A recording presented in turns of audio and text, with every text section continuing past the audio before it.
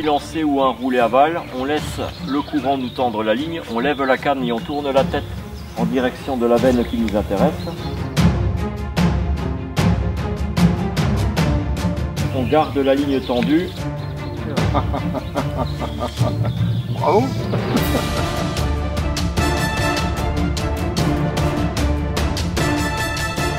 Bravo Bernard, bienvenue en Lituanie. Il y a dossier. Le truc du bar. T'as vu comme il est docile?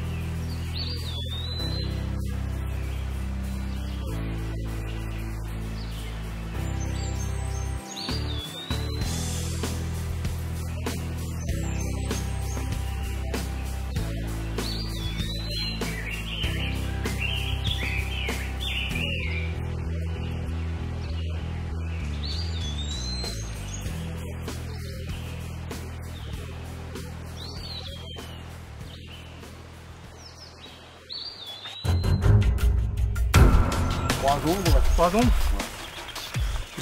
Mais tiens, mais j'ai vu les gobages, c'est ça. C'est pas la même chose. Oui. Quand tu vois les gobages, tu sais où pêcher. Ça, c'est sûr. Voilà. Avec la bonne mouche. Avec la bonne mouche. La mouche Jean-François.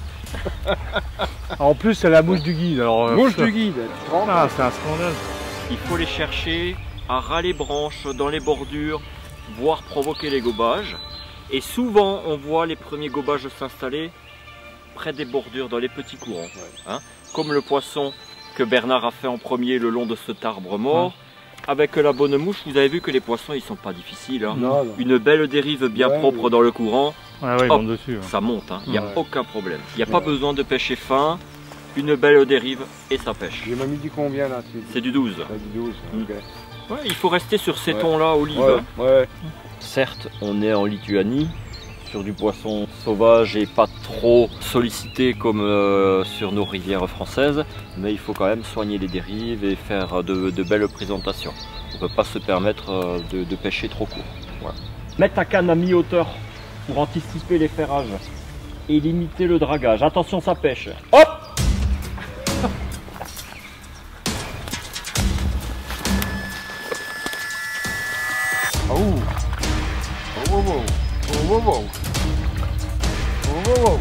Ça tire un peu plus.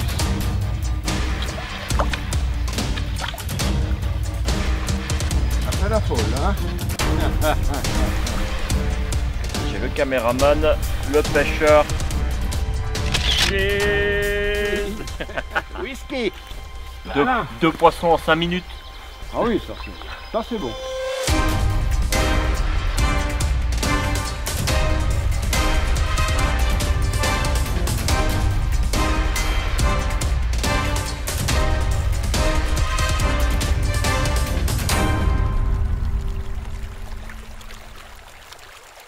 Tu l'as fait comment?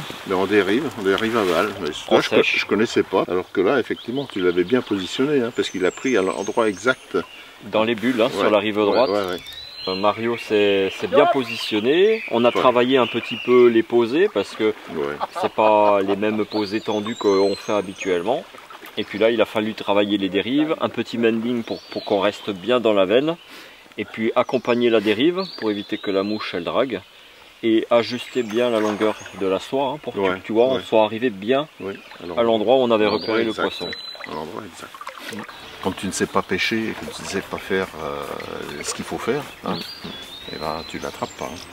Je ne suis pas un expert vraiment en pêche à la mouche, mais les conseils, ça a été les conseils de lancer, les conseils de ferrage des poissons, ainsi de suite. L'utilisation de certaines mouches qui correspondent à cette rivière, d'autant plus, ça a été formidable, quoi. En fin de dérive, la nymphe elle remonte un petit peu et c'est naturel pour le poisson. Ouais.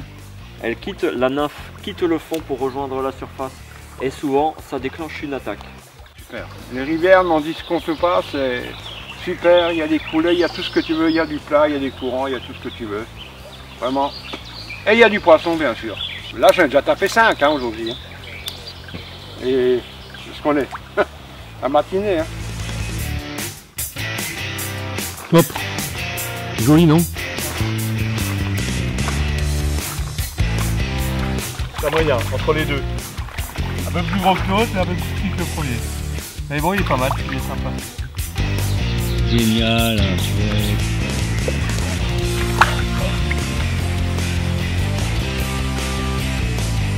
hop, il y a encore un gros ça, non? Quand le bouset est bien fait, ça marche mieux.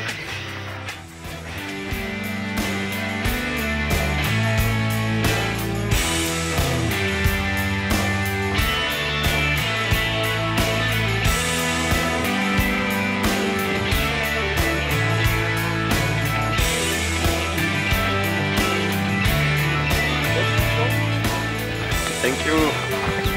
А где-то девочка, девочка-то.